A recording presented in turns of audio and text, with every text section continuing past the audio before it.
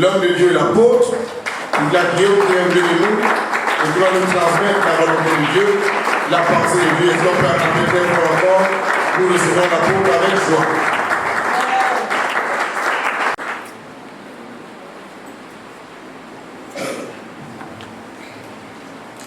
Nous prions. Éternel notre Dieu, notre bon Père Céleste, qui sommes-nous pour venir en ce lieu t'écouter? Ce n'est que par ta pure grâce que tu nous réunis ici, afin que tu puisses nous communiquer ta parole qui nous enlève des ténèbres à ton admirable lumière. C'est un grand privilège pour nous, Seigneur, de t'écouter en ce lieu. C'est une grâce particulière que tu permets au Saint-Esprit de montrer la voie aux pécheurs que nous sommes et de montrer ta voie aux humbles qui sont ici. Père, reçois la gloire, aie pitié de nous, reçois-nous favorablement et permets que cette parole ne retourne pas à toi sans nous avoir nettoyés, sans nous avoir ouvert les yeux du cœur et de l'esprit, afin que nous puissions être heureux, car ta présence en nous est un bonheur ineffable. Que ton Saint-Nom soit glorifié, que ton Saint-Nom soit magnifié. Permets que chacun de nous ici puisse recevoir sa part. À la gloire de Jésus-Christ notre Seigneur, j'ai prié. Amen. Amen.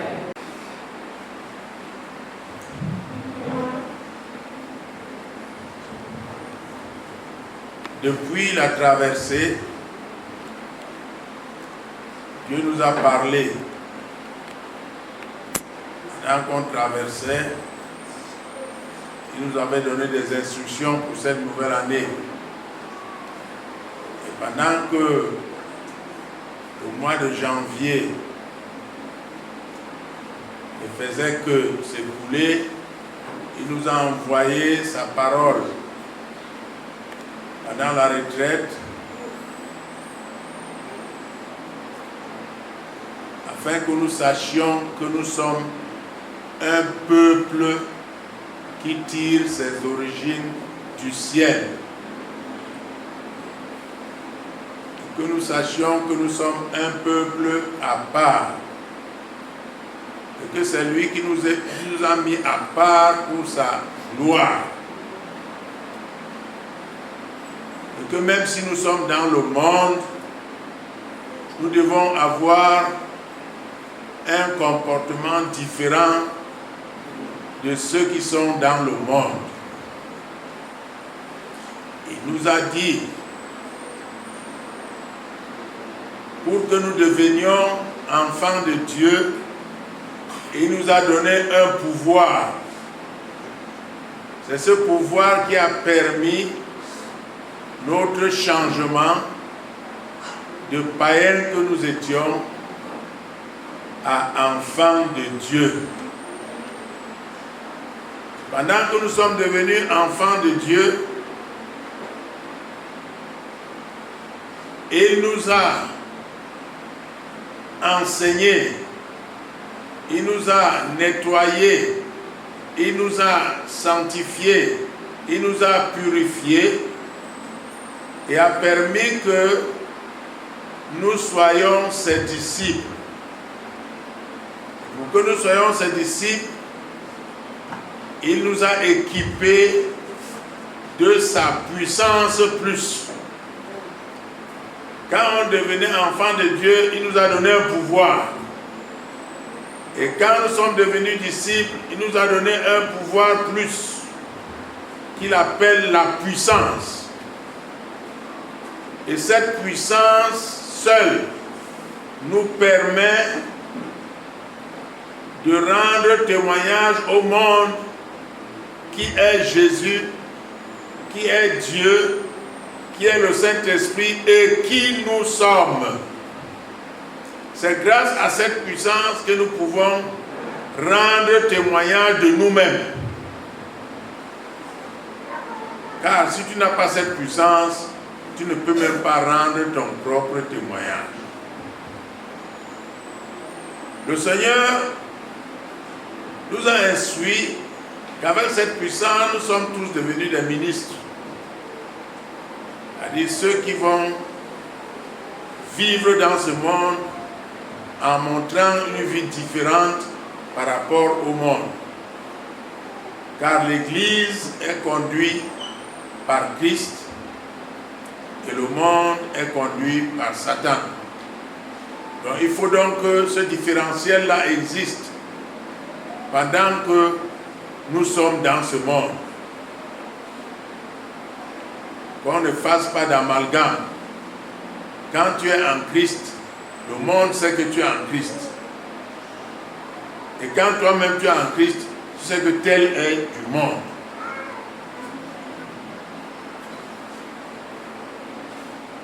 Dieu nous a unis par son esprit. Une union insoluble. Et il a comparé cette union à l'amour des époux. De sorte que nous sommes inséparables.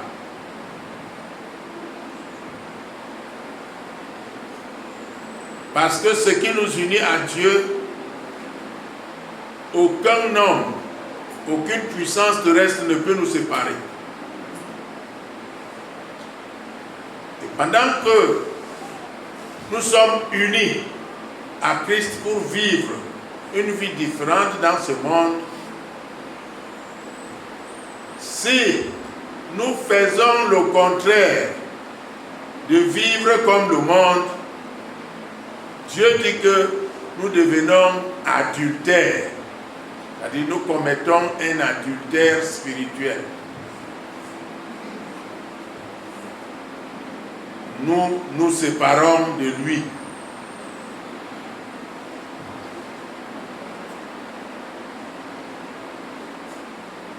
Et en ce moment, Dieu voudrait que nous comprenions que tout le long du mois de janvier, beaucoup d'entre nous ont chuté, se sont séparés.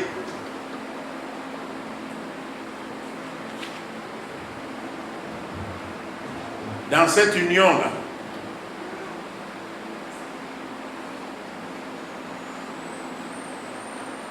Et il ne voudrait pas que cette vie entre en février.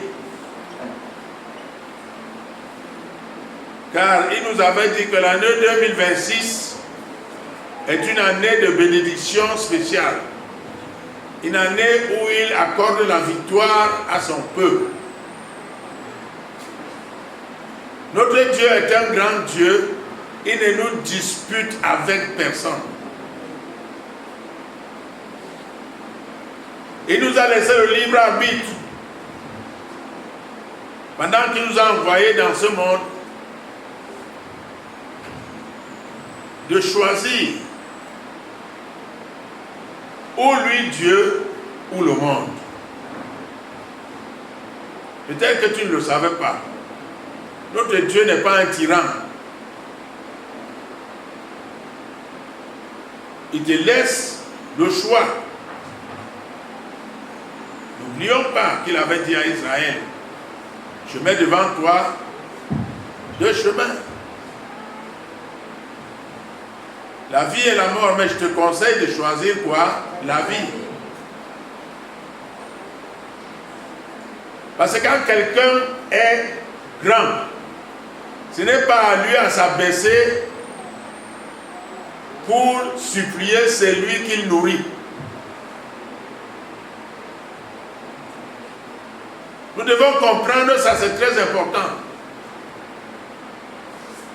C'est pour cela qu'il est même dit dans le livre de Philippiens que c'est par des supplications, des actions de grâce que nous devons faire à notre Dieu. Des supplications pour qu'il nous accorde la grâce de vivre, de demeurer avec lui, d'être en communion parfaite avec lui. Il ne nous dispute pas avec le monde. Le monde a sa vie. Et le peuple de Dieu a sa vie aussi. Si on peut dire amen. Je ne vous entends pas. Amen. C'est deux mondes différents.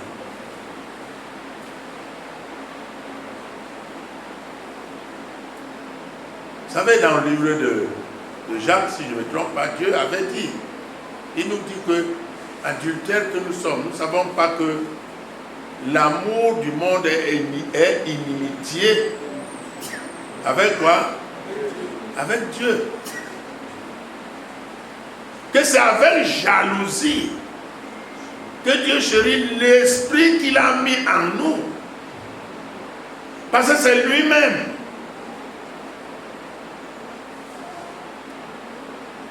Quand nous vivons selon le monde, nous froissons Dieu. Nous humilions Dieu. Nous le mettons en colère.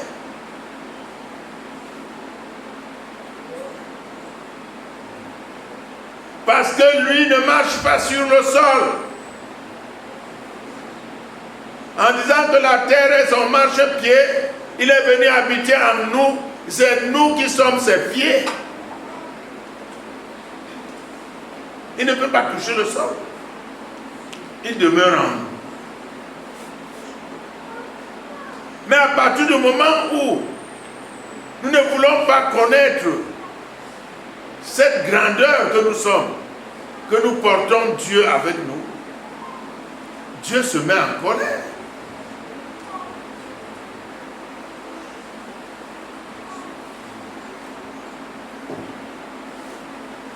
J'ai pris 3 versions de la Bible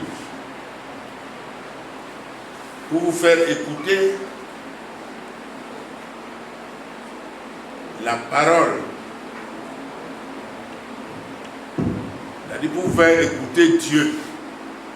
Parce que ce que beaucoup d'entre nous ignorons, c'est que il est écrit qu'au commencement était la parole était avec et la parole était Dieu. Nous oublions toujours que ce que je suis en train de dire ici, c'est un souffle. Dieu est en train de parler à son peuple. Et c'est la parole. Elle se manifeste dans nos vies. Donc la parole est Dieu lui-même. Dans les 3 versions que j'ai prises pour vous faire comprendre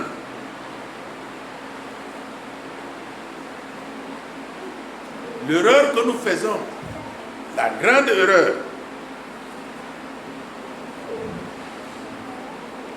en pensant que ce que nous faisons, ça ne concerne pas Dieu.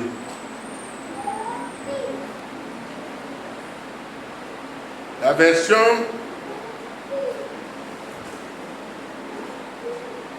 de la Bible Vie dit ceci, dans le Proverbe 13:13, il dit ceci.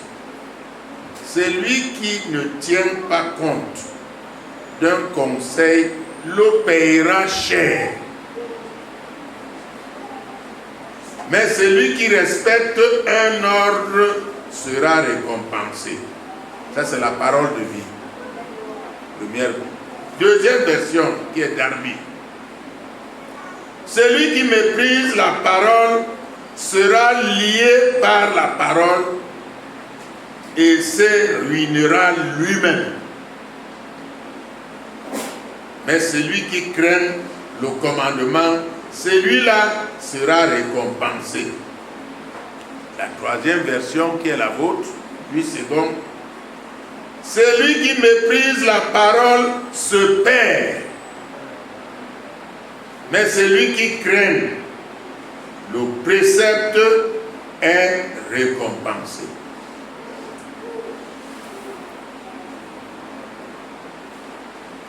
Dieu nous dit que avant que nous soyons devenus enfants de Dieu, nous étions ténèbres. N'est-ce pas? Vous le savez. Est-ce que vous le savez? Vous ne le savez pas? Avant d'être croyant, vous étiez quoi? Ténèbres. Vous viviez dans les ténèbres. Au moins ça, vous le savez, non? Est-ce que vous le savez?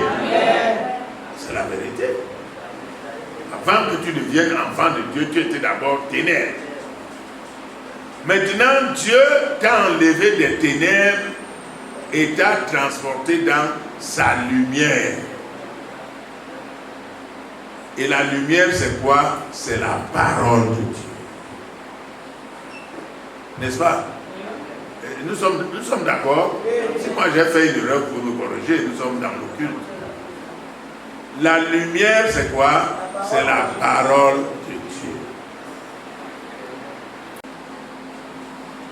Il nous y a transportés pour que nous ne retournions plus où?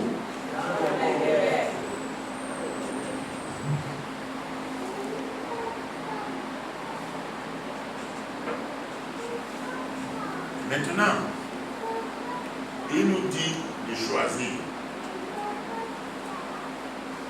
Il faut faire le choix.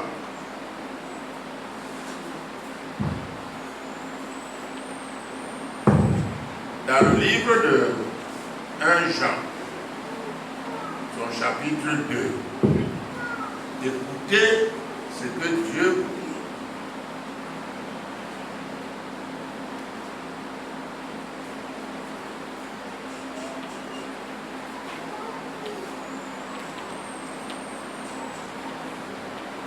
Il dit ceci.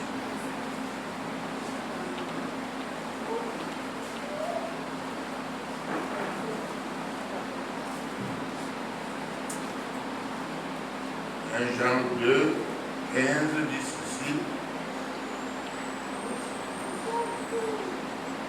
Jean 2, voilà. Il dit ceci. N'aimez point le monde. C'est un ordre. Ce n'est pas une supplication. Ce n'est pas une facultative. Mais c'est un ordre précis. N'aimez point le monde, ni les choses qui sont dans le monde. Et nous connaissons, nous, depuis que Dieu nous a enlevés dans les ténèbres, il nous a mis dans la lumière, sa parole nous a enseigné ce que c'est que les choses qui sont dans le monde. Nous le savons.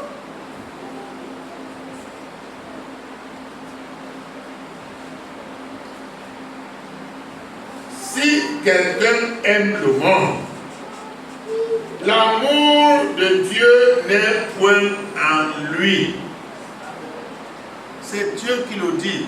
Tu ne peux pas faire le semblant que tu aimes les choses du monde et tu as encore Dieu en toi. C'est impossible.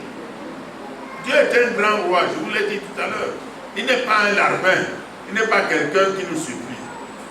L'amour de Dieu n'est pas là. Car tout ce qui est dans le monde, la convoitise de la chair, c'est-à-dire tout ce que nous connaissons comme convoitise de la chair. On n'a pas besoin de citer ça ici, mais vous le connaissez. La convoitise des yeux.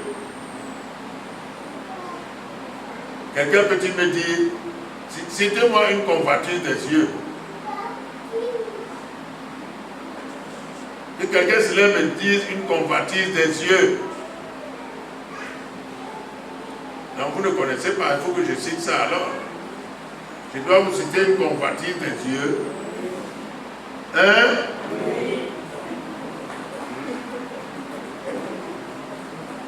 Bon, je vous prends seulement un petit exemple. Non. Convoitise des yeux. Quelqu'un a pris ses cheveux, un homme, il les a tissés. Il s'est rasé les bouts là, il a tissé les cheveux. Un autre homme a vu ça, lui aussi il a fait la même chose. Il a convoité la tête de l'autre. Maintenant les hommes et les femmes, on ne sait plus qui est femme, qui est homme, à cause des cheveux. Vrai ou faux? Vous pensez que je suis en train de dire n'importe quoi. Il y a même les hommes qui ont les cheveux longs maintenant plus que les femmes. Ils font les rastas plus que les femmes. Peut-être vous ne le savez pas, mais moi j'ai déjà rencontré. Il y a les hommes qui mettent les boucles d'oreilles, ils mettent les pinces du nez, ils font tout. Les hommes font même les ongles longs que les femmes font. C'est une convoitise. Parce que j'ai vu l'autre, moi aussi, j'essaye de faire la même chose. Convoiter quelque chose, c'est voir ce qui est dans l'autre et aimer avoir cela. C'est ça, convoiter.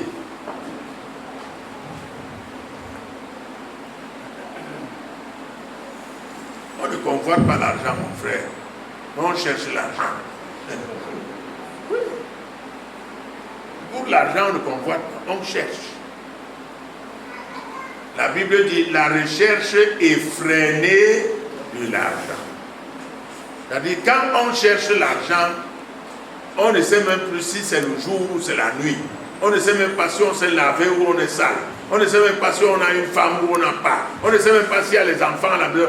Parce que tout ton esprit est dans l'argent. Ce n'est pas une convoitise. Là, c'est une idolâtrie.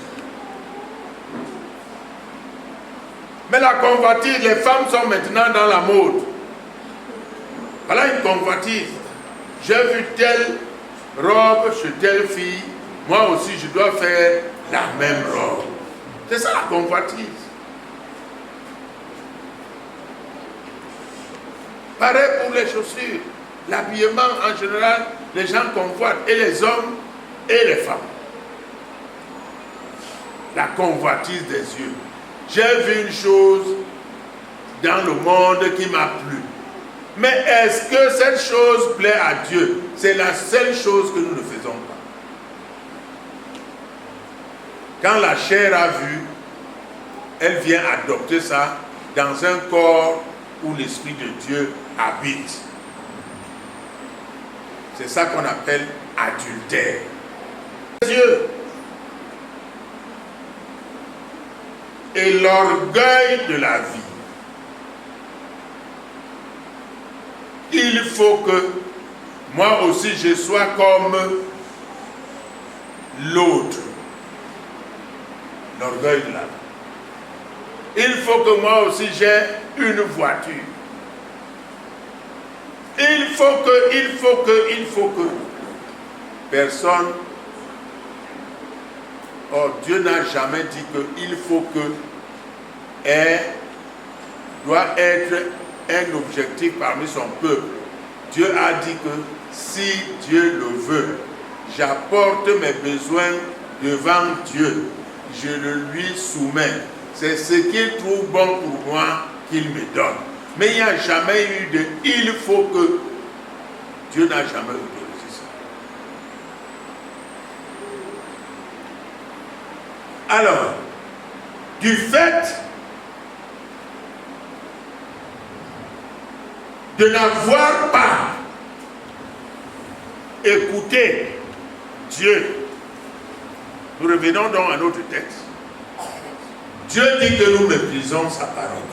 Il a dit nous le méprisons. Il nous dit de ne pas aimer le monde parce que nous ne sommes pas du monde. Nous ne comprenons pas. Jésus l'a bien dit. Père Saint, préserve-les du monde. Ils ne sont pas du monde, n'est-ce pas? C'est écrit ou ce n'est pas écrit? Préserve-les du monde. Mais nous voulons vivre comme si nous étions du monde.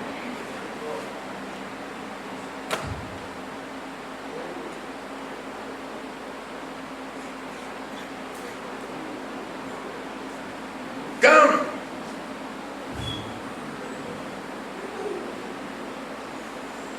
on ne veut pas faire ce que Dieu dit, Dieu dit qu'on méprise sa parole.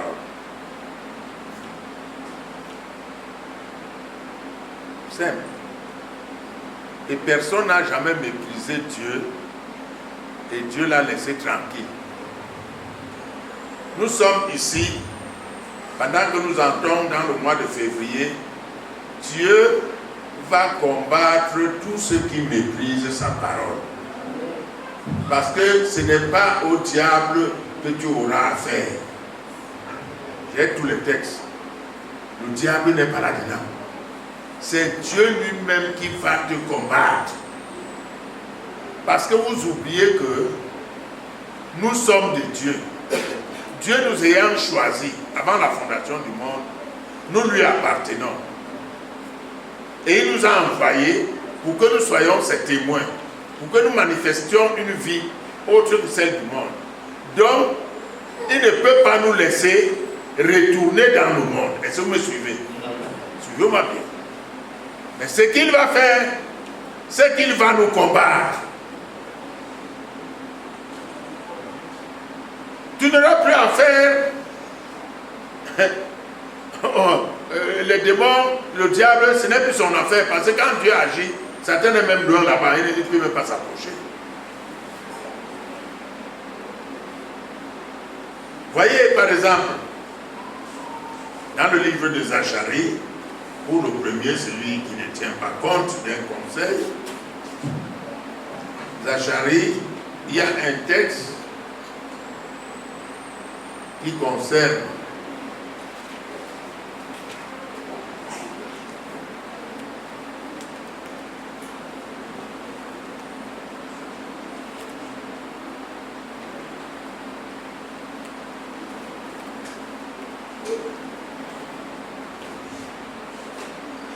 et mon vieux livre aussi.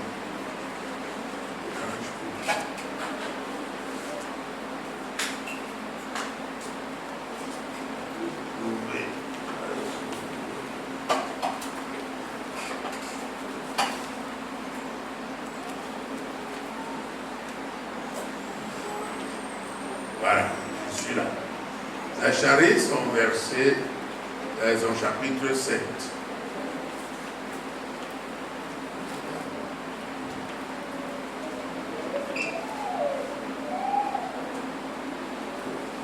Écoutez une parole que Dieu dit à son peuple ici à partir du verset 8. La parole de l'Éternel fut s'adresser à Zacharie en ces mots. Ainsi parlait l'Éternel des armées.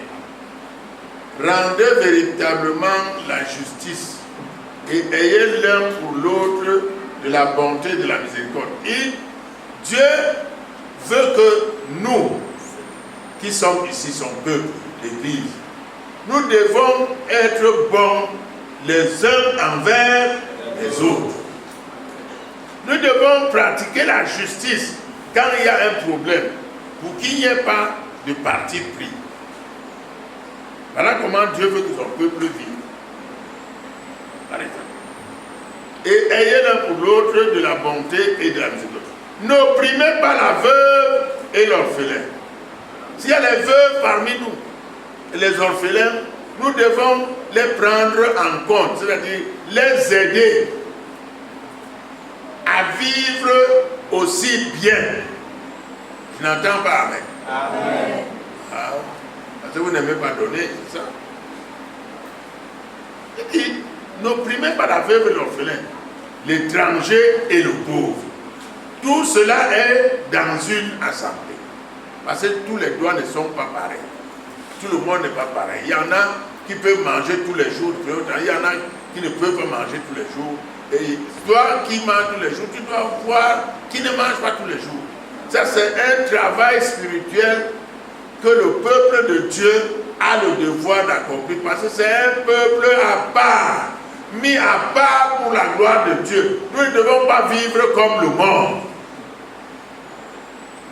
Et la vie que Dieu veut, c'est que nous nous aimions les uns les autres, de sorte que je dois connaître que par là un problème, tel a un problème, tel vit bien. Quand on ne le fait pas, nous sommes pires que le monde. Et que vous disiez amen ou pas, mais c'est la vérité. Parce que ça sert à quoi de venir ici tous les dimanches, tous les premiers dimanches, on se rencontre, mais personne ne connaît le problème de l'autre. Pour pouvoir, s'il peut, subvenir en aide à son frère, n'est-ce pas? C'est bon, non? Mais nous sommes là comme des étrangers. Or, l'Église est un lieu de rassemblement du peuple de Dieu où Dieu nous instruit comment nous devons nous aimer et nous craindre. Et ne méditez pas l'un contre l'autre le mal dans vos cœurs. Et la Bible dit que quand Dieu donne ses instructions, mais ils refusèrent d'être attentifs. Ils eurent l'épaule rebelle et ils endurcirent leurs oreilles pour ne pas entendre.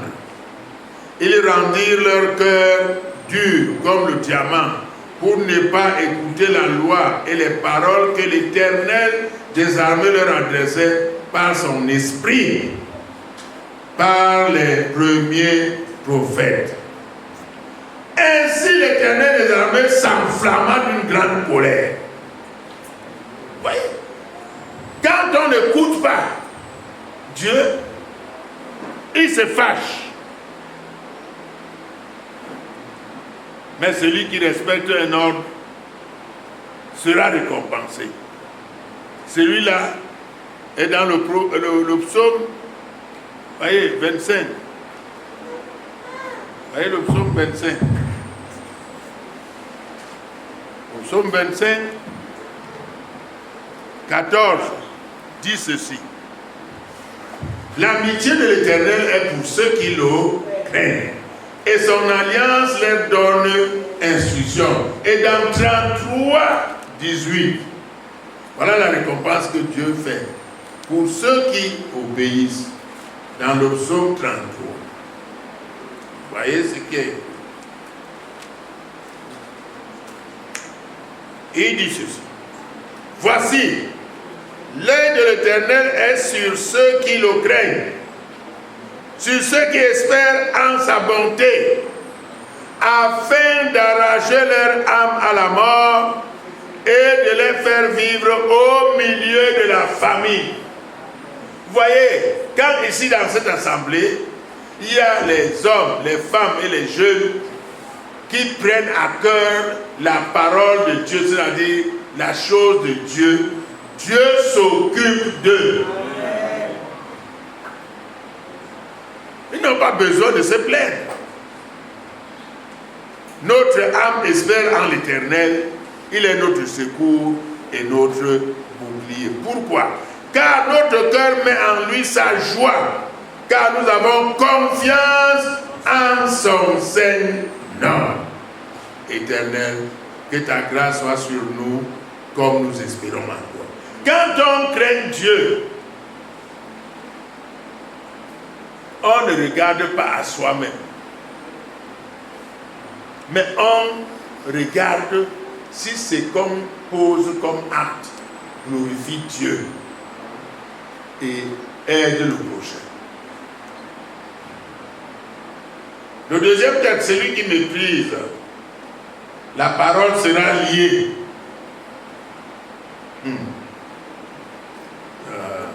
Ou se ruinera lui-même.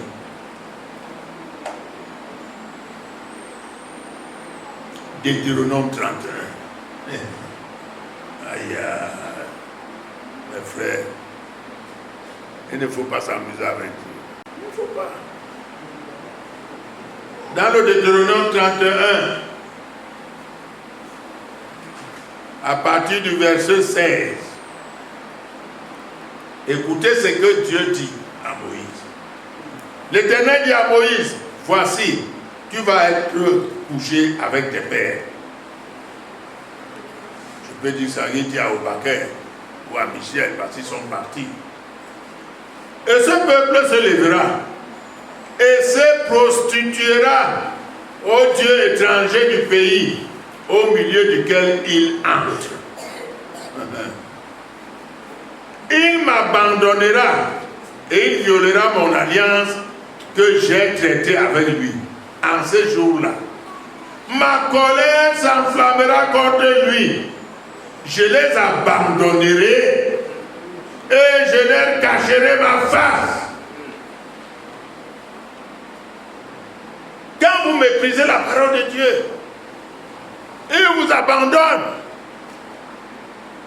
Vous pouvez prier, jeûner, aucun résultat vous n'aurez. Aucun. Comment tu peux mépriser Dieu et aller prier le même Dieu? Non, le seul chemin d'abord c'est la repentance. Mais tu as méprisé Dieu. En janvier, Dieu a dit ici il faut le sacrifice. Il faut que les gens abandonnent les choses qu'ils font pendant les jours de réunion. Qu'ils viennent à l'église. Dieu a dit ça. Combien le respectent? Peu. Et comment voulez-vous que Dieu soit votre ami? Non. Je l'ai caché. Il sera dévoré. Il sera la proie d'une multitude de maux et d'afflictions. Et alors il dira, n'est-ce point parce que mon Dieu n'est pas au milieu de moi que ces maux m'ont atteint? Et souvent nous le savons, que par notre désobéissance, les problèmes que nous avons, c'est parce qu'on a désobéi à Dieu. Nous-mêmes nous le savons, parce que la conscience que Dieu nous a donnée est là pour nous rappeler les mauvaises choses, la désobéissance, le mépris que nous avons envers Dieu. Dieu ne te laisse pas que quand tu es puni, quand tu as des problèmes, que tu ne saches pas pourquoi tu as des problèmes. Dites Amen. Amen. Oui, tout le monde sait quand il a des problèmes, d'où viennent ces problèmes. Aucun problème n'est ignoré de celui qui l'a. Ce problème-là vient toujours de Dieu parce que tu as désobéi. Parce que Dieu a dit une chose. Ne confondez pas. Il a dit le malheur atteint souvent qui? Le juste. Mais l'Éternel en délivre toujours. Mais quand un malheur t'atteint et tu n'es pas délivré, ça veut dire que tu as désobéi à Dieu. Tu n'es plus juste. Tu n'es plus juste. Et moi, je cacherai ma face en ce jour-là, à cause de tout le mal qu'il aura fait en se tournant vers d'autres dieux. Celui qui méprise la parole sera lié par elle et se ruinera lui-même. Ésaïe nous dit quoi? Ésaïe 5, chapitre 5, Ésaïe chapitre 5.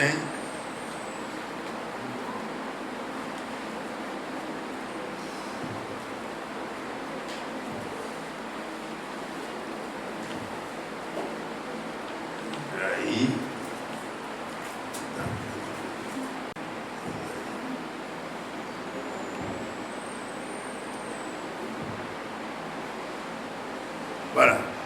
Ésaïe dit ceci, à partir du verset 24. C'est pourquoi, comme une langue de feu dévore le chaume, tout le monde connaît ce que le chaume, les femmes en utilisent, c'est ça qu'on appelle le feu, le truc de bois là, comment on appelle ça, que les femmes prennent souvent. Hein? Là? Non, il y a l'autre qui est en boucle. La sciure, voilà, le chaume. C'est ça.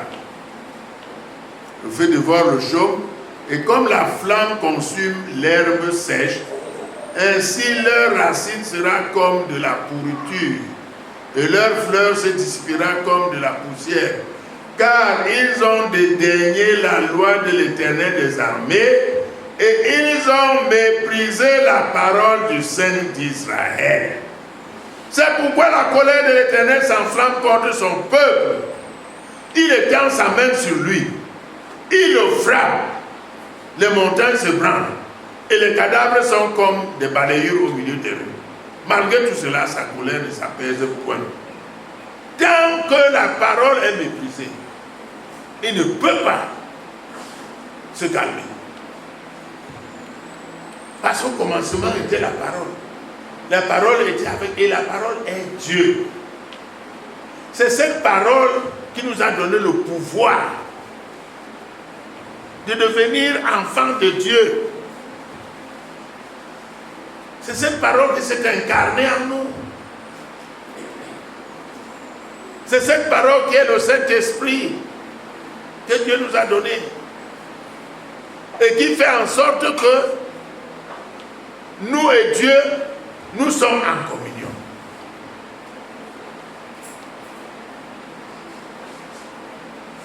Le troisième.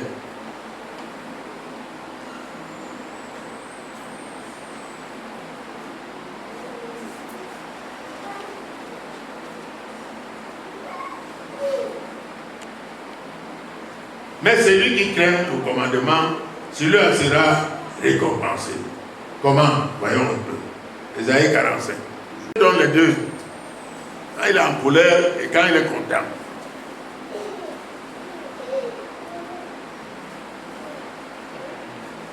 Il dit dans Ésaïe 45, verset 19. Écoutez ce qu'il dit. Je n'ai point parlé en cachette dans un lieu ténébreux de la terre. Je n'ai point dit à la postérité de Jacob, cherchez-moi vainement. Amen. Oh, vous ne comprenez pas. Ici, là, un récapitule ici. Quand ici, là, c'est ici que ça se passe. Ici, quand tu es en harmonie avec Dieu, tu ne le cherches pas vainement. Dès que tu le cherches, tu le... Oh. Peut-être vous n'avez pas encore lu Amos. Amos 5.4. Que quelqu'un me dise un peu ça, avant que je ne continue. Amos 5.4 dit quelque chose. Qu'est-ce qu'il dit? Hein? Amos 5.4 dit quoi? La maison d'Israël. Oui. Cherchez-moi et vous vivrez. Amen. Amen. Cherchez-moi et vous vivrez. Quand tu es en harmonie avec lui, quand tu ne méprises pas sa parole, quand Dieu dit n'abandonnez pas vos assemblées, tu viens. Ah, il est content. Quand Dieu dit annoncez l'évangile, soyez mes témoins, tu annonces. Ah, il est content. Quand Dieu dit n'aimez pas le monde, qu'il y a les perruques et les ongles et tout ça, tu abandonnes ça pour Dieu. Ah, Dieu est content. Quand Dieu voit que tu n'es pas vagabond dans le quartier, tu n'es pas celui-là qui cherche les affaires, mais tu es quelqu'un qui apporte la paix dans les foyers. Ah, Dieu est l'ami de Dieu. C'est le rôle du peuple de Dieu. Cherchez-moi, qu'est-ce qu'il a dit? Cherchez-moi et vous vivrez. Cherchez-moi et vous vivrez. Il n'a pas dit que cherchez-moi et vous me trouverez. Regardez un peu la forme du verbe que Dieu a utilisé là. Cherchez-moi et vous vivrez. Et il dit ici, je n'ai jamais dit à l'apôtre Jacob, cherchez-moi vainement. Moi l'Éternel, je dis ce qui est vrai. Je proclame ce qui est droit. La récompense de ceux qui ne méprisent pas Dieu. Le psaume 19.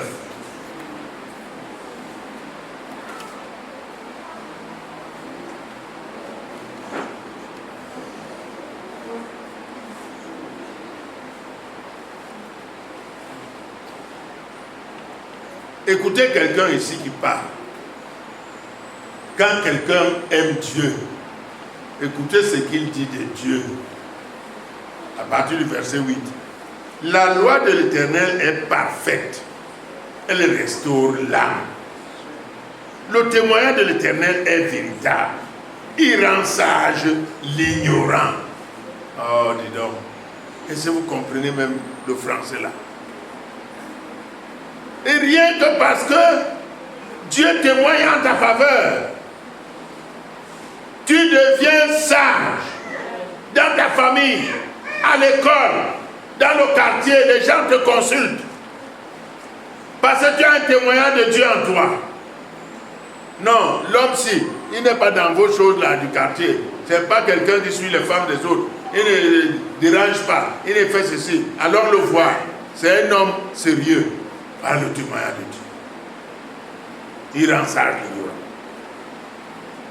Les ordonnances de l'Éternel sont droites. Elles réjouissent le cœur du juste. Les commandements de l'Éternel sont purs. Ils éclairent les yeux du cœur, pas les yeux si. Ils empêchent à ses yeux de regarder l'eau.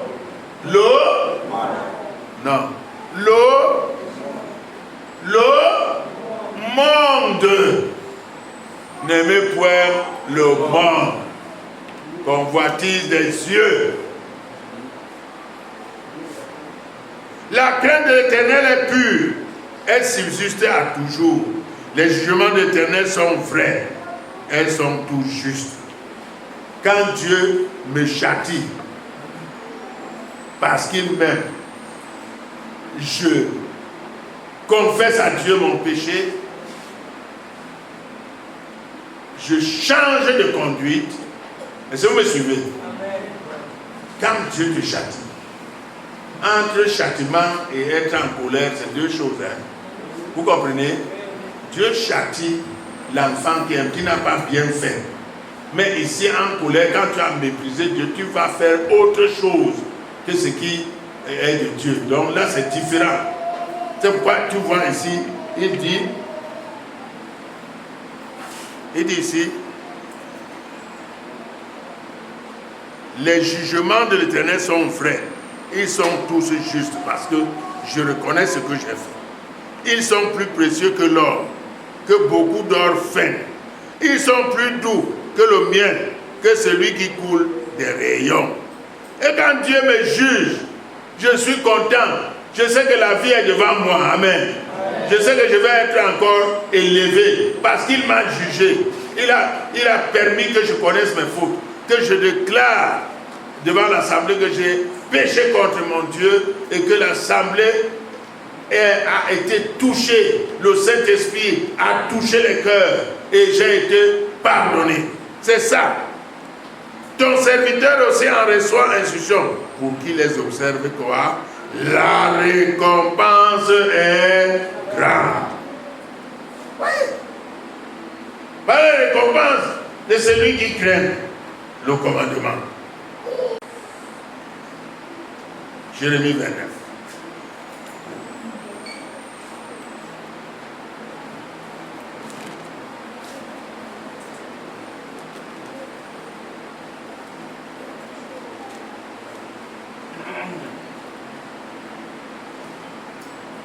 Il dit, ça c'est la récompense de ceux qui craignent Dieu. Ce n'est pas pour vous qui méprisez la parole.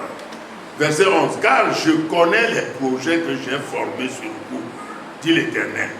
Projets de paix et non de malheur, afin de vous donner un avenir et de l'espérance. Et il ajoute maintenant, vous qui ne méprisez pas ma parole, vous m'invoquerez et vous partirez, vous me prierez et je vous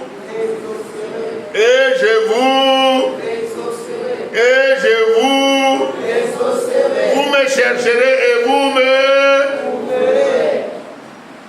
Ça, c'est l'héritage de ceux qui craignent Dieu, de ceux qui ne méprisent pas sa parole.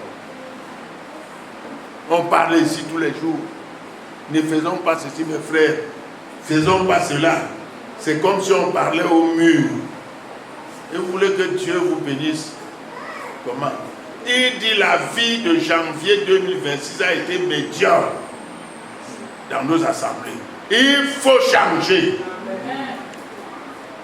Nous sommes au premier dimanche, au premier jour de février. Il ne veut plus la même chose. Nous sommes 50, on l'a dit tout à l'heure, on n'est pas arrivé. Nous sommes 50. Son verset 17 dit ceci. 16. Et Dieu dit aux méchants, quoi donc? Tu énumères mes lois et tu as mon alliance à la bouche seulement. Toi qui hais les avis et qui jettes mes paroles derrière toi. C'est-à-dire tout ce qu'on dit ici, vous pensez que les gens écoutent. Mais après, tu demandes à quelqu'un, qu'est-ce qu'on a même parlé aujourd'hui? Comment dire, ouais, j'ai oublié. Comment un enfant de Dieu dit de ce nom, qui a le Saint-Esprit, peut dire qu'il a oublié un tel message qui te concernait? Ce n'est pas possible. Ça veut dire que le démon s'est emparé de toi. Tout simplement. C'est pas possible. Hein? Psaume 81.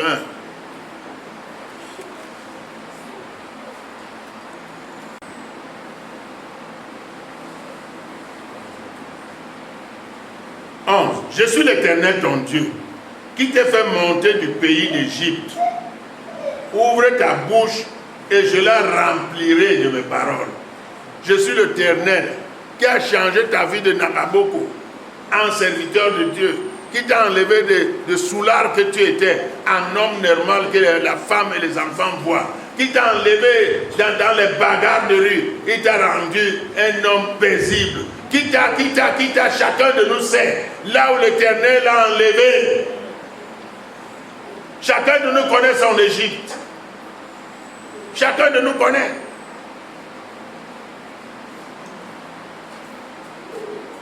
Mais mon peuple n'a point écouté ma voix. Israël ne m'a point obéi. Alors, je les ai livrés au penchant de leur cœur, et ils ont suivi leur propre conseil. Dieu te permet de vivre ta vie. Parce que Dieu n'est pas un tyran. Mais toi-même, quand tu rencontreras là-bas, ce ne sera plus possible. Hein?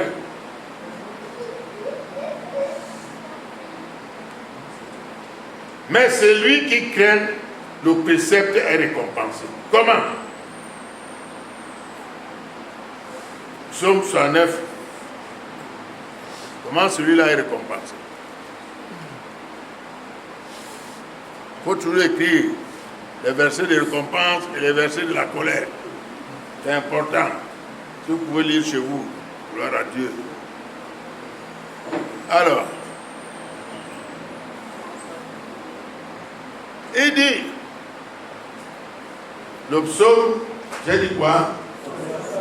69, le verset 31. Je commence par là. Commençons par 30. Il dit, moi, je suis malheureux et souffrant, ô Dieu, que ton secours me relève.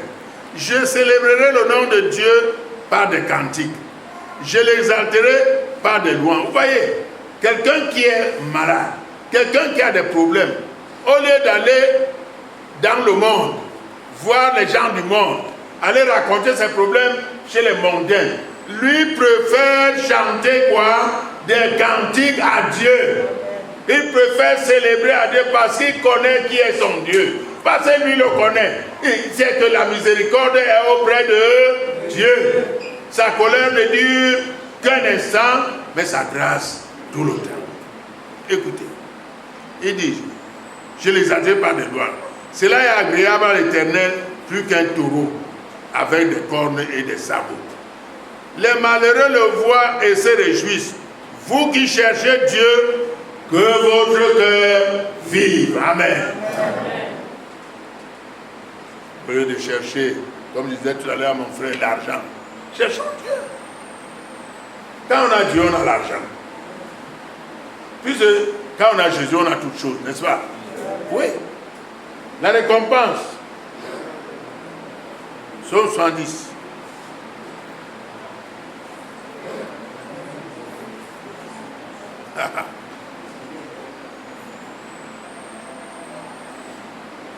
Le verset 5, vous y êtes? Que tous ceux qui te cherchent soient dans l'allégresse et se réjouissent en toi. Que ceux qui aiment ton salut disent sans cesse, exalté soit Dieu. Moi, je suis pauvre et indigent. Ô Dieu, hâte-toi en ma faveur. Tu es mon aide et mon libérateur. Éternel, ne tarde pas. Et il vient. Amen. Parce que tu n'es pas allé ailleurs. Tu es allé vers lui. Son esprit étant en toi. C'est son esprit qui te fait dire des paroles comme ça. Parce que Dieu agit sur ces paroles. On finit par le psaume 34, 3. La récompense toujours.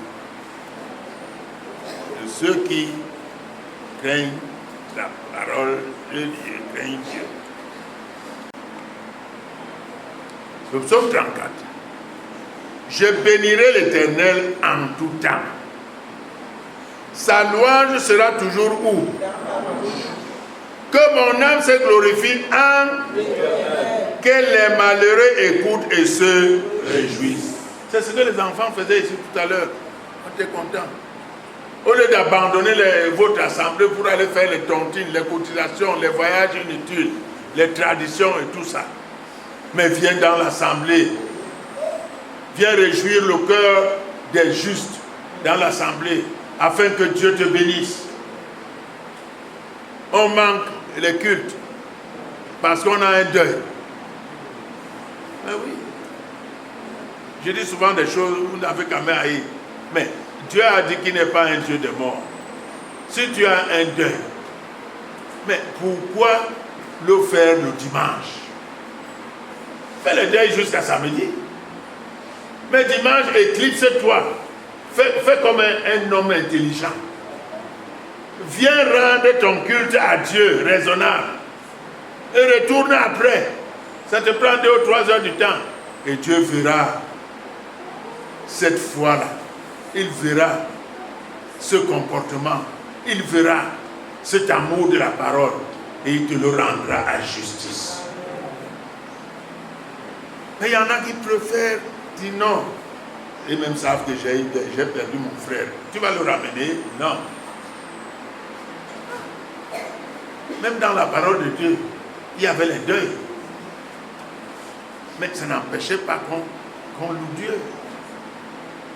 Ça n'empêchait pas qu'on glorifie Dieu. Au contraire, c'est un moment de recueillement intense qu'il faut même venir pleurer devant Dieu.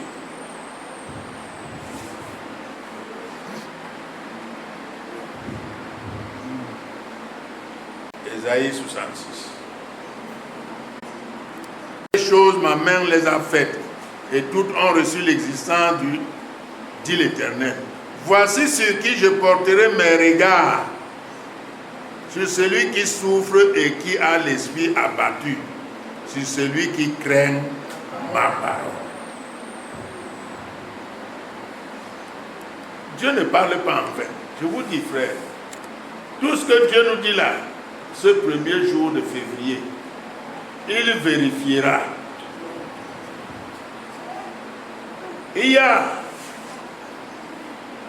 une affaire qui s'est passée à Ézéchiel, que Dieu a permis que je vous lise. Il y a dans l'église, tout le monde ne méprise pas Dieu. Il y en a qui font des efforts et qui souffrent du fait que Dieu est méprisé. Peut-être que vous ne le saviez pas. Peut-être que vous ne le saviez pas. Mais Dieu le sait.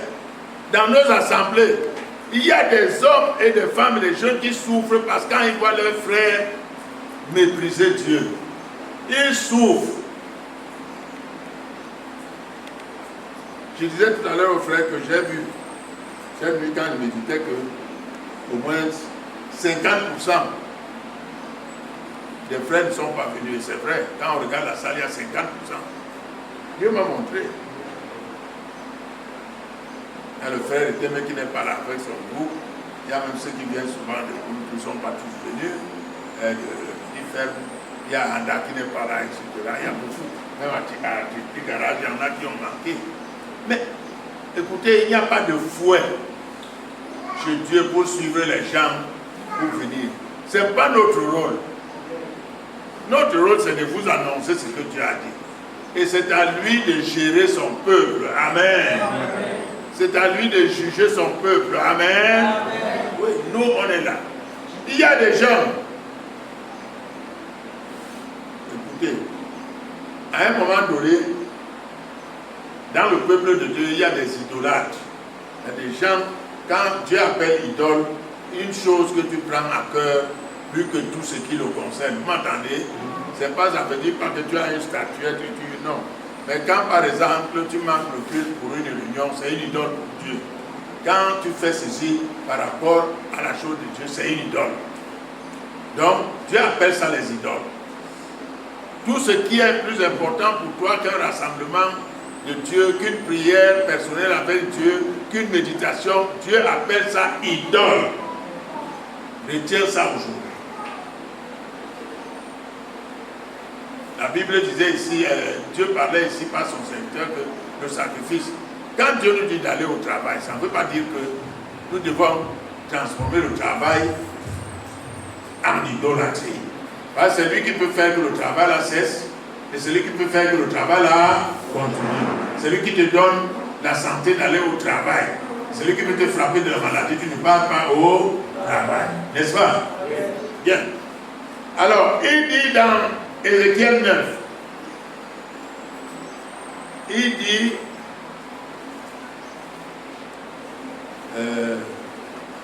9, c'est 9, oui. 9. Voilà.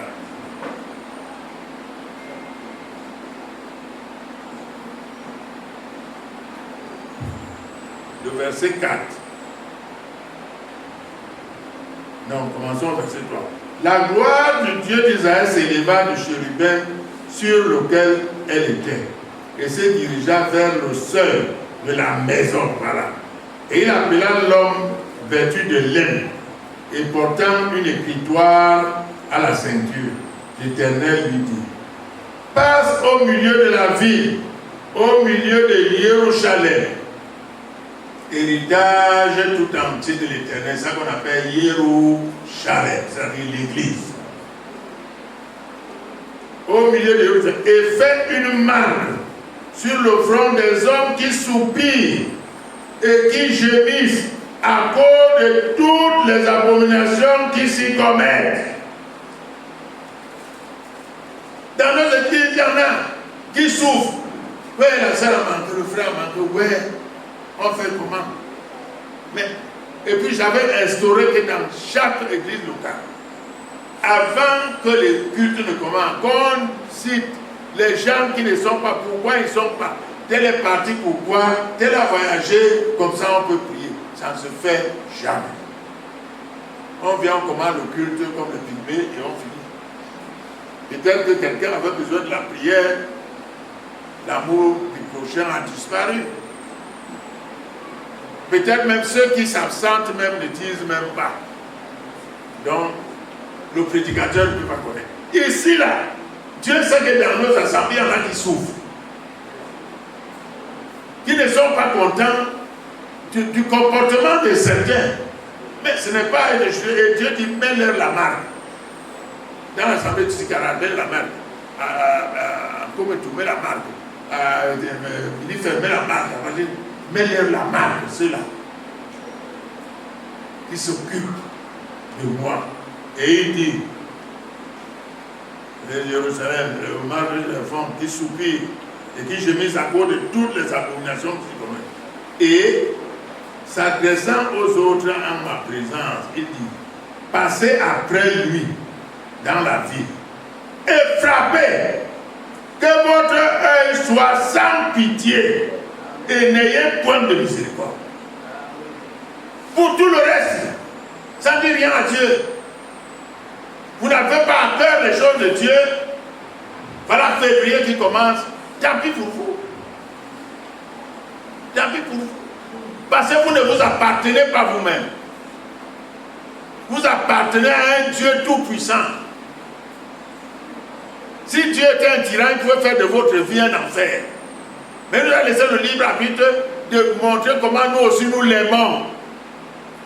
C'est pourquoi il nous laisse libre de venir nous-mêmes au culte, d'aller dans notre petit coin, le prier seul, le supplier, d'intercéder pour les frères qui sont faibles, pour les serviteurs qui sont malades, de parler d'Israël, d'intercéder pour Israël, pour qu'Israël triomphe de ses ennemis, d'intercéder pour tous les peuples qui sont dans notre pays, dans notre ville. Voilà le travail que tu as et que tu ne fais pas. Tu ne fais que te pavaner, regarder le jour, la nuit, le soleil, la nuit, c'est tout. Et pour Dieu, tu ne fais rien. Et Dieu dit, mais ce genre de personne, ça ne me sert à rien. Tandis que les autres gênent souvent. Ils prient. Ils essaient d'implorer Dieu. Et Seigneur, fais qu'il y ait le réveil dans notre église. Bénis notre pasteur. Donne-lui la parole. Fais ceci. Ils font ça dans le secret. Tu ne sais pas, mais Dieu voit.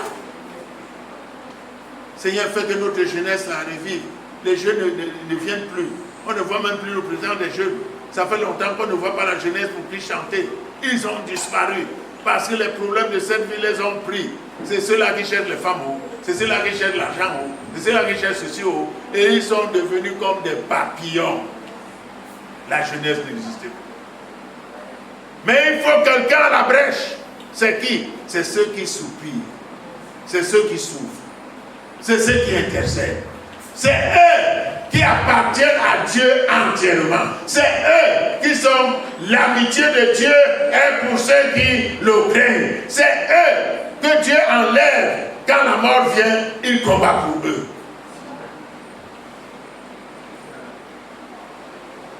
Mais si vous savez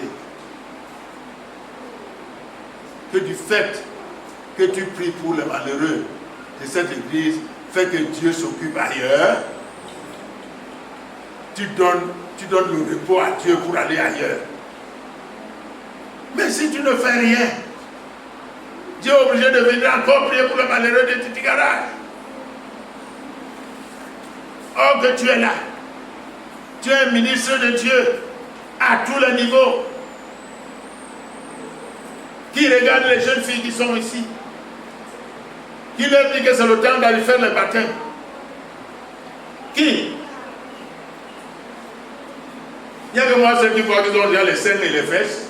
Et vous, vous ne voyez pas. Vous ne voyez pas qu'ils sont déjà à l'âge d'aller mourir et se ressusciter. Les jeunes gens qui sont là, voilà un qui joue au piano, c'est déjà un grand. Qu'est-ce qui empêche qu'il donne sa vie à Jésus? N'avez-vous pas vu les gens qui ont donné leur vie à Jésus à 6 ans? Vous n'avez pas lu les histoires? Nos enfants ont 15 ans, 14 ans, ils sont toujours là. Mais qui s'en occupe? Voilà les intérêts de Jésus. Qui s'en occupe? Là, vous verrez, vous dansez même quoi?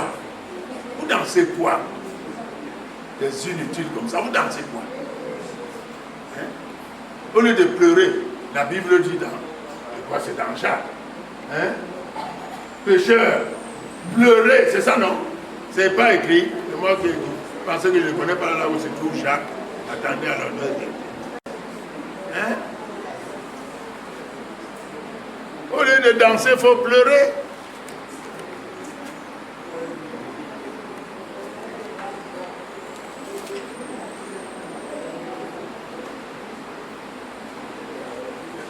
Voilà. Soumettez-vous donc à Dieu. Résistez au diable, il fuira loin de vous. Approchez-vous de Dieu et il s'approchera de vous. Nettoyez vos mains, pécheurs. Purifiez vos cœurs, hommes irrésolus. Sentez que votre misère soyez dans le deuil et dans les larmes.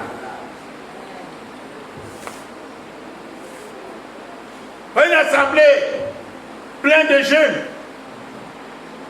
qui devaient déjà remplir le prétoire de Dieu, chanter à Dieu des cantiques.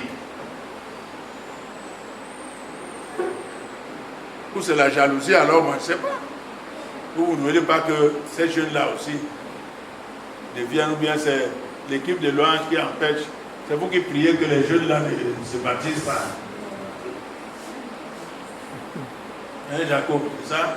Quand tu vois le gros gaillard là, il devait être comme toi aussi.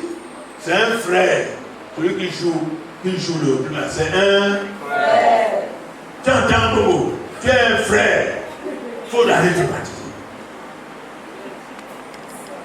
Par exemple, on vous perd, on vous trompe.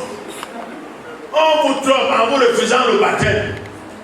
Jésus a dit laissez venir à moi les petits enfants. Il n'a pas dit de les laisser. Vous voulez que quelqu'un arrive à 30 ans quand il a commis le péché que peut-être il ne peut même plus se repentir. Mais mettez-les maintenant au tombeau virtuel pendant qu'ils ne connaissent que le péché des yeux et des oreilles et de la bouche. L'ange de l'Éternel les nettoie et qu'on se retrouve tous dans le tabernacle éternel. Amen. Amen. C'est ça, Dieu. Ceux qui soupirent, ceux qui veulent que l'assemblée revive, que le groupe d'hommes reprenne. Toujours le groupe de femmes, toujours le groupe de femmes. Un pays qui est dirigé par les femmes. La Bible dit quelque part, si vous avez lu ça, un pays dirigé par les enfants et les femmes, je crois, j'ai lu ça quelque part. Un pays qui est dirigé par les enfants et les femmes, j'ai lu ça. Quand j'ai trouvé le texte, je vous reviendrai. Hein? C'est dans l'homme que la femme a été puisée. C'est pas dans la femme que l'homme a été puisé. Vous voulez changer la donne?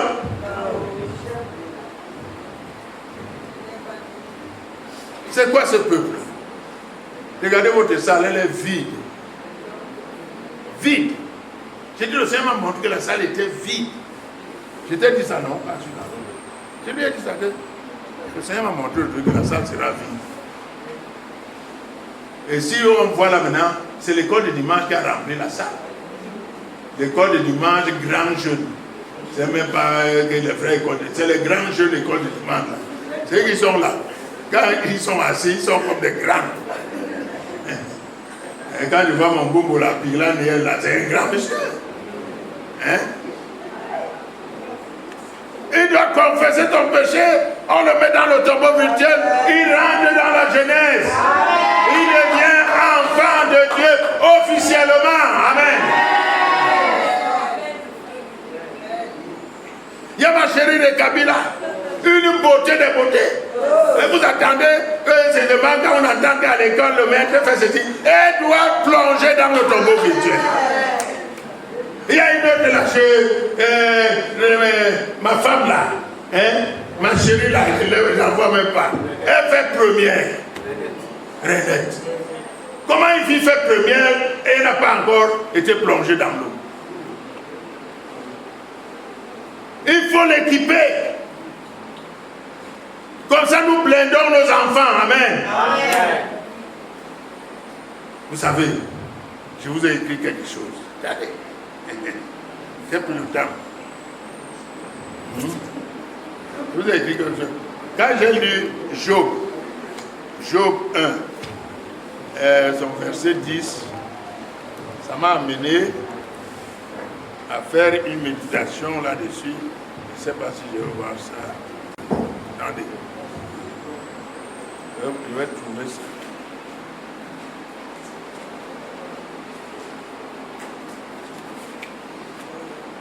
Voilà.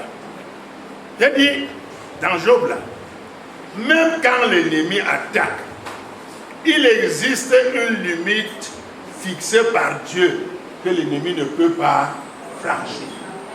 Est-ce que vous me suivez les enfants? Hein? Donc, nos petits fils là, ils sont blindés. Mais, souvent, certaines maladies les attrapent parce qu'ils ne sont pas encore dans le tombeau virtuel. Quand ils sortiront de là, ce sera des bombes atomiques qui vont combattre l'ennemi.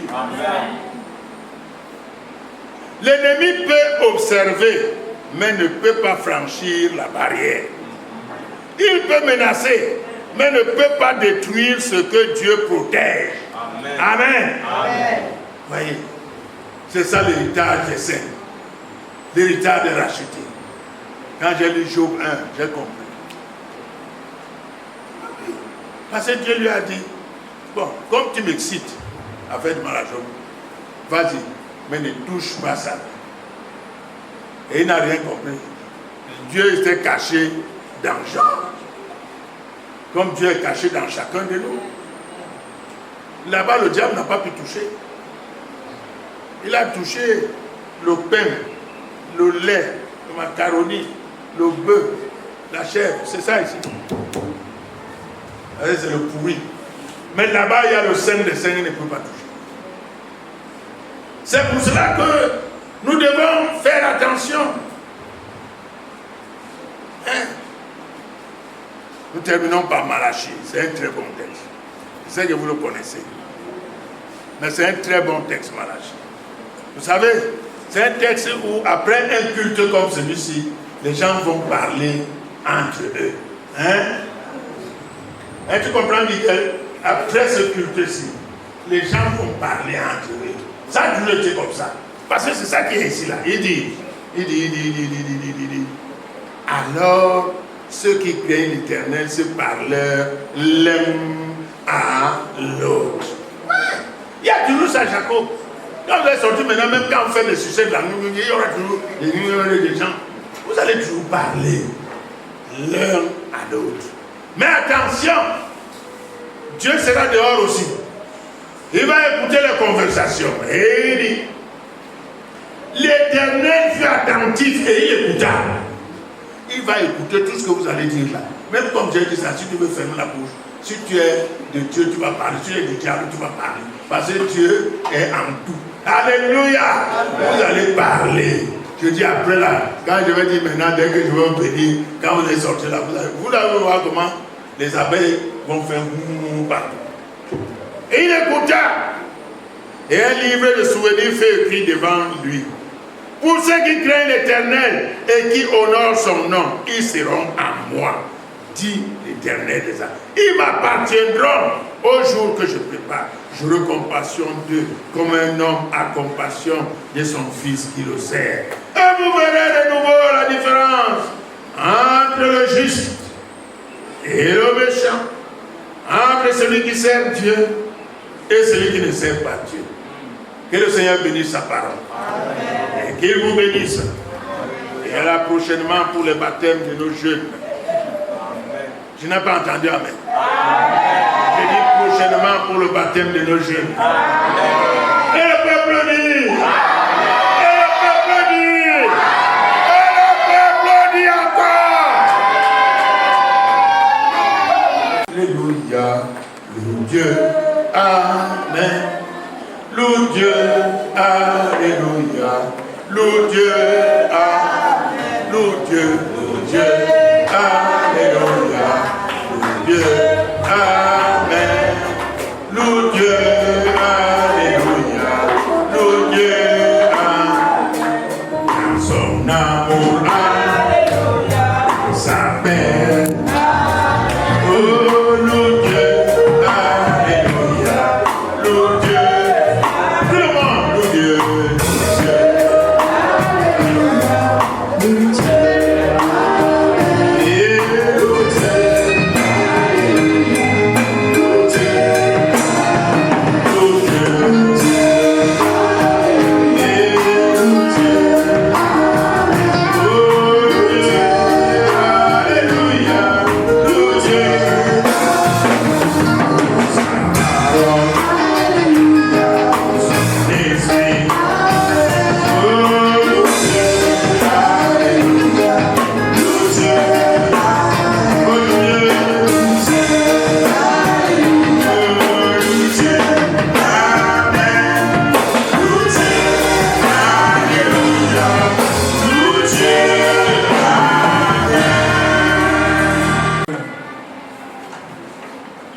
Éternel, notre bon Père Céleste, c'est vers toi que nous élevons nos voix.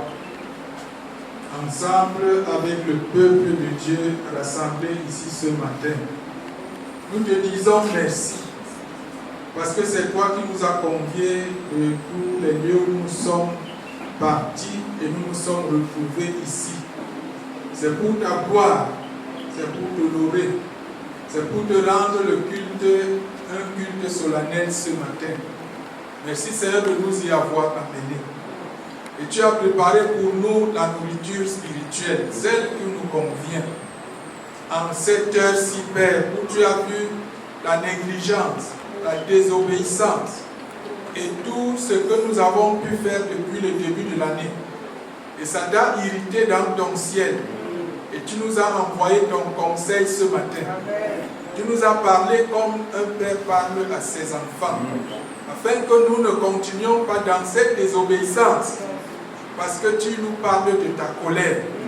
Et ta colère est quelque chose de terrible. Nous ne voulons pas la subir. Oui, Seigneur. Tu nous dis donc de craindre le précepte. Parce que ceux qui craignent le précepte sont récompensés. Alléluia. Accorde-nous cette grâce, Seigneur, de ne pas t'abandonner, de ne pas abandonner les choses que tu nous as enseignées, mais d'y demeurer, de marcher avec cela et d'être des hommes sages et intelligents pour vivre en ce siècle-ci. Hors de tout ce que le monde prévoit, hors de tout ce que l'homme a prévu, mais en utilisant tout ce que toi tu as préparé pour nous. Nous voulons vivre ainsi pour ta gloire et pour notre bonheur également. Aide-nous Seigneur, chacun pour sa part. Nous avons vu la récompense de ceux qui n'obéissent pas à la loi de Dieu. Elle est terrible, elle nous effraie. Nous ne voulons pas la subir, mais nous voulons, Seigneur, être épargnés en cette année. Nous ne voulons pas être punis avec les méchants et le monde, mais nous voulons être récompensés à la juste mesure de notre obéissance. Agis puissamment pour que ton peuple devienne obéissant par cette âme au nom de Jésus. Donne-nous, Seigneur, de marcher selon ta loi. Donne-nous de l'aimer. Donne-nous d'aimer les choses de Dieu. Donne-nous de préférer les choses d'en haut à nos propres besoins, à nos propres choses. Donne-nous d'abandonner les idoles dans lesquelles nos cœurs veulent se réjouir. Accorde-nous, Seigneur, de vivre selon toi au nom de Jésus. Parce que nous savons que ta parole est vérité. Elle est lumière. Laisse que nous soyons éclairés par elle en cette période difficile. C'est au nom de Jésus que nous te prions. Bénis donc ton peuple. Soutiens-nous à tous égards. Donne-nous toutes les forces et les possibilités nécessaires pour que cette année, Seigneur, commence sur des bons auspices pour chacun. Amen. Au nom de Jésus. Bénis chacun. Accorde-nous la vie. Accorde-nous la santé. Accorde-nous la joie. Accorde-nous, Seigneur, tout ce qui est meilleur. Nous le voulons, Seigneur, afin qu'il y ait la différence entre celui qui te sert et celui qui ne te sert pas. Nous te prions au nom de Jésus-Christ. Reçois notre hommage. Reçois notre amour. Reçois la crainte de Dieu qui est en nous. Qu'elle se manifeste puissamment en ces derniers temps. Merci Seigneur pour toutes choses. C'est au nom de Jésus que nous avons prié. Amen. Que l'Éternel, notre Dieu, fasse luire sa face sur chacun de vous. Qu'il vous bénisse, qu'il vous ouvre les portes fermées et qu'il ferme les portes ouvertes, qu'il vous assujettisse vos ennemis et vous garde pendant la nuit et pendant le jour à la gloire de Jésus-Christ notre Seigneur. Amen. Amen.